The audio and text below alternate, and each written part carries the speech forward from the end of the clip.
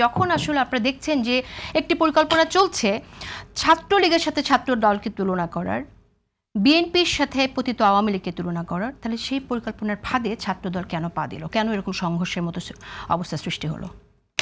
আপা, আজকে আলোচক আমরা দুইজন, মাননীয় সংসদ সদস্যরা আমি।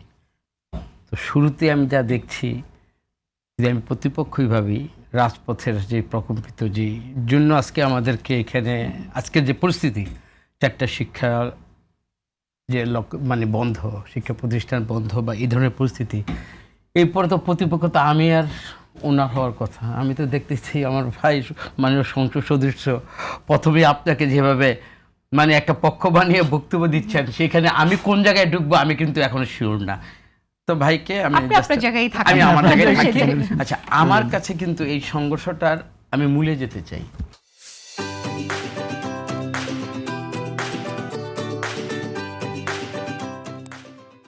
এইটা যদি হয়, আমি বেগম রোকেয়া বিশ্ববিদ্যালয়ে যেটা হয়েছে, উনি বলছে ওইখানে হয়েছে বা ছাত্রদলের কয়জন আহত হয়েছে, আহতের সংখ্যা কত বা কি পরিমাণে মার খেয়েছে, ওইখানে কম্বল পেঁচা সেচা মার খেয়েছে কিনা যেটা দেখানো যাচ্ছে না, আমি কিন্তু ওই জায়গায় আমি অ্যাডজাস্ট করবো না।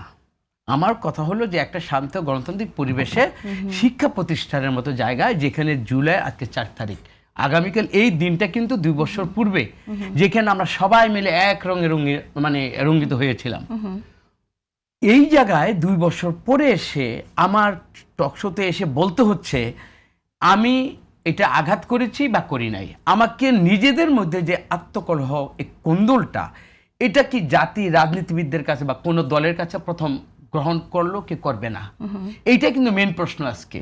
আমি ওই জায়গায় আমি যেতে চাই যে এত সংসদের ভিতরে এত অ্যাটমসফিয়ার। ভাই, আপনার সাথে আমার নামাজে যেতে কথা হইতো, ভাই কেমন আছেন, আমার ওই যে গাজীপুরের একটা সমস্যা নিয়ে আপনার সাথে খুব ভালো সম্পর্ক।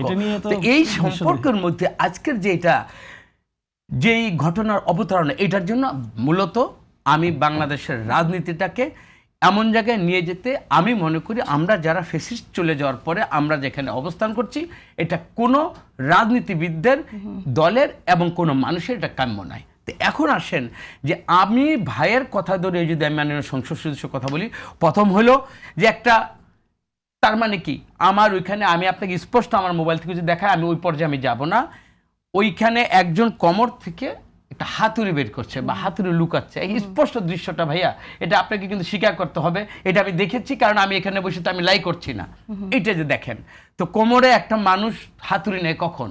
আমরা আগে রক্কাটা শুনেছি বা অন্য কিছু শুনেছি, এখন কি হাতুড়ি দিয়ে আমি সেচামার আবার দিতে হবে, যেটার কোনো আমি দেখাতে পারবো না। এটা একটা গেল। দ্বিতীয় প্রশ্নে আপনি আসেন, আমি কিন্তু আমার যে মূল কথাটা, আমি কিন্তু কেন এটা ছড়াইছে এটা আমি আসবো পরে। এইখানে 17 আসনের যে আপনি খালেদ সাহেবের কথা বলেছেন উদ্ধৃতি, যেখানে উনি ওইটাকে বলে, উনি বলেছেন যে এটা আমার কোনো দায়িত্ব ছিল এবং দলের কোনো স্ট্যান্ড না, সুতরাং ওই প্রসঙ্গে কিন্তু আপনি যেটা অবতারণা করছেন আমি ওইখানে যাব না। এখন আসেন জগন্নাথ বিশ্ববিদ্যালয়, একে কি হয়েছে, দ্বিতীয় ক্যাম্পাসে আর্মিদের যেটা নির্মাণ করছে, ওইখানে যেন আর্মিরাই করে, কারণ ওইটা আর্মিরা না করলে চাঁদাবাজি করতে, বা আর্মিরা করলে চাঁদাবাজি করতে পারছে না। আচ্ছা, এই কথাটা মাননীয় সংসদ সদস্য, আপনার কিন্তু বাংলাদেশের প্রতিটা প্রতিষ্ঠান, প্রতিটা ব্যক্তিকে কিন্তু প্রশ্ন করার, অনুসন্ধান করার কিন্তু আপনার কিন্তু সুযোগ আছে। আর্মিদের কোনো প্রতিষ্ঠান বা আর্মিরা কোনো আইএসপিআর থেকে কি বলেছে যে এই ধরনের আপনি যে বক্তব্যটা দিলেন, এটা কি আর্মিদের আইএসপিআর থেকে কি এই ধরনের কোনো আমরা ছাত্রদলকে সতর্কীকরণ বা ছাত্রদলের যে এই ধরনের একটা চাঁদাবাজির যে একটা মহা উৎসব বা তাদের যে টেন্ডেন্সি বা তারা যাওয়ার জন্য এইটা হয়েছে, তাহলে ঠিক আছে, জগন্নাথ বিশ্ববিদ্যালয়ের দ্বিতীয় ক্যাম্পাস হওয়ার জন্য ছাত্রদল এই কাজটা করেছে চাঁদাবাজির জন্য।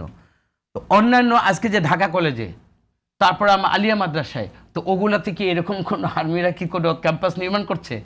ওইখানেও ছাত্রদলের এরকম কোনো আমার ভাইয়েরা ওইখানে তারা চাঁদাবাজির জন্য তারা ওইখানে একটা বলয় সৃষ্টি করতে চাচ্ছে? আমার মনে হয় এই ধরনের ঘটনাটাকে আমি এইভাবে আড়াল করতে চাই না, বা সত্যিকার ঘটনাটাকে যাবে। আমার আজকে এখন প্রশ্ন করতে চাই মাননীয় সংসদ সদস্য, আজকে মাননীয় জামাতের আমির সাহেব একটা কথা বলেছে, এইভাবে যদি জুলাই না হয় তাহলে তছনছ করে দিতে হবে। ওনার প্রতি শত শ্রদ্ধা রেখে আমি বলি, ভাইয়া আপনাদের একটা, আমার তারেক রহমান আজকে দেখেন কি বলেছেন, যে জুলাই কারো একক কোনো ক্রেডিট জনতা, নেই। জুলাইয়ের এবং 30 এই জনতাকে ক্রেডিটটাকে দিয়েছে। আমরা সবাই একসাথে মিলে আমাদের অনেক কিন্তু সামগ্রিকভাবে কিন্তু দেশে অনেক ক্রাইসিস, আমরা জানি যে আমাদের গ্যাসের ক্রাইসিস এবং এই জন্য বিদ্যুৎ লোডশেডিং হচ্ছে গত 2 দিন থেকে। উনি কিন্তু ওগুলোকে অ্যাড্রেস করেছেন এবং এইভাবে কীভাবে উত্তরণ করা যায় আজকে তথ্যমন্ত্রী জাহির সাহেব কিন্তু ওই আলোকে কিন্তু দেশ পুনর্গঠনে এবং দেশের মানুষ যেদিকে কিন্তু আসলে যেই সমস্যাগুলো ফেস করতেছে ওই আলোকে কিন্তু তারেক রহমান আজকে বক্তব্য দিচ্ছে এবং বলেছে এই অর্জনটা সবার, যেখানে আমার অর্জনটা আমার সবার। ওইখানে নিজে স্বীকার করে জনগণের কাছে যখন ভোটের রাজনীতিতে উনি গেলেন 217 সিট পেয়ে যখন উনি বাংলাদেশের রাষ্ট্র ক্ষমতায় আসলেন, আজকে তার দাম্ভিকতা ওনার মুখে তো এটা আসার কথা ছিল, কেন ক্ষমতার চেয়ারের গরম তো সবার মধ্যে থাকা উচিত। তারেক রহমানের আজকে বডি ল্যাঙ্গুয়েজটা দেখেন আর আমার সম্মানিত বিরোধী দলের নেতার ওনার বডি ল্যাঙ্গুয়েজটা দেখেন। আপনি অন্য কোনো মায়ের বা অন্য কোনো সংগঠন আমার মনে হয় ওই যে তসতস করে দিতে হবে। আর যদি খালেদের কথাটা আমি বলেছি এটা আমি স্বীকার করতে চাই না, যেহেতু ভাই বলেছে আমি ওইটা নিয়ে কন্টেস্টে যাব না, কোনো তর্কে যাব না। কিন্তু জামাতা আমিরকেই যদি আমি এই ওনার কথাটা ধরি, তছনছ করার নমুনা কি এই বিশ্ববিদ্যালয়ের যেটা রোকেয়া হলতে শুরু হয়েছে, বাকি আজকে 4টা ক্যাম্পাস, কালকে আরও 4টা ক্যাম্পাস, আমি কি এই বিষ বাষ্পটা এইভাবে কি আমি ছড়িয়ে দেবো? আমি কি গভর্নমেন্টকে আনরেস্ট করবো গণতন্ত্রের না, নামে? সেক্ষেত্রে এবং আপনি আগামীকাল আপনি বলছেন যে জামাত নেতা খালেদের বিষয়ে আপনি কোনো কথা বলবেন না, কিন্তু আপনি না নিজেও বলবেন একজন না, নেতা, যেহেতু উনি বলেছে কিন্তু উনি কোনো আমি দায়িত্বশীল এবং নিজেও এই জন্য একজন- কথা বলেনি, যে সেই জন্য কিন্তু ওই জায়গায় আমি পয়েন্ট আউট করছি। না না না না, উনি তো ফেসবুকে পোস্ট দিয়েছেন, ওনার অফিশিয়াল পেজ থেকে উনি পোস্ট তাহলে তো ওইটা দিয়েছেন। নিয়ে আমি অবশ্যই কথা বলবো।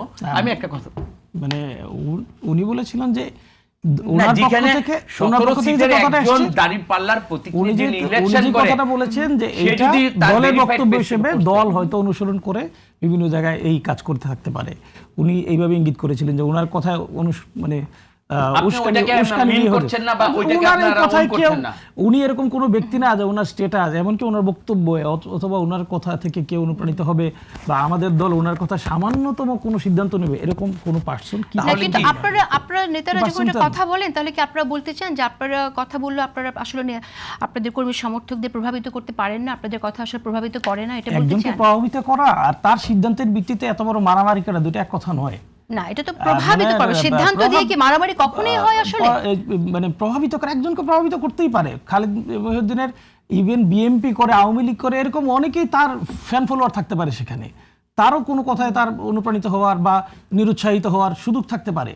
আচ্ছা। এটা নয় যে একটা দল তার কথায় উৎসাহিত হবে, একটা দল কার কথায় কোনো সিদ্ধান্ত নেবে, কিন্তু আপনি এটা দেখেন- রাইট মানে না, কিন্তু thinking না। তিনি বললেন যে রোকেয়া বিশ্ববিদ্যালয়ের মতো সারা দেশের স্বাধীনতা সার্বভৌমত্ব রক্ষার দায়িত্ব শিবিরকেই নিতে হবে, প্রস্তুত হও এ নওজোয়ান। এই কথার আসলে কি অর্থ দাঁড়ায় আপনারা চাইলে মানে বলতে শিবির পারেন। যদি আমি তাহলে একটু বলি, শিবির যদি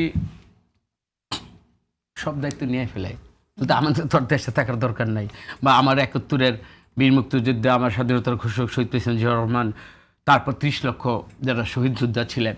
বা দেখেন আমার সবচেয়ে দুঃখ লাগছে কি আগামীকাল এই বিজয়টার জন্য আমি আপনার সবাই কিন্তু আমরা Celebrate একাকার করার ছিলাম। কথা, হ্যাঁ, আমরা আনন্দের ঈদের রাতে যে কথাটা চান রাত সবাই খুশিতে থাকে।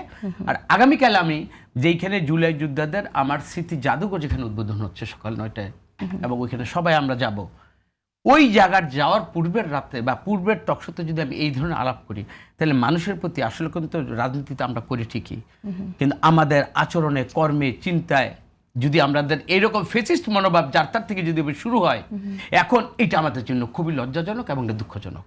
আমার মনে হয় Okay, এইভাবে বিএনপিকে আপনি পরে চিন্তা করেন, এইভাবে নন ইস্যুকে ইস্যু বানানো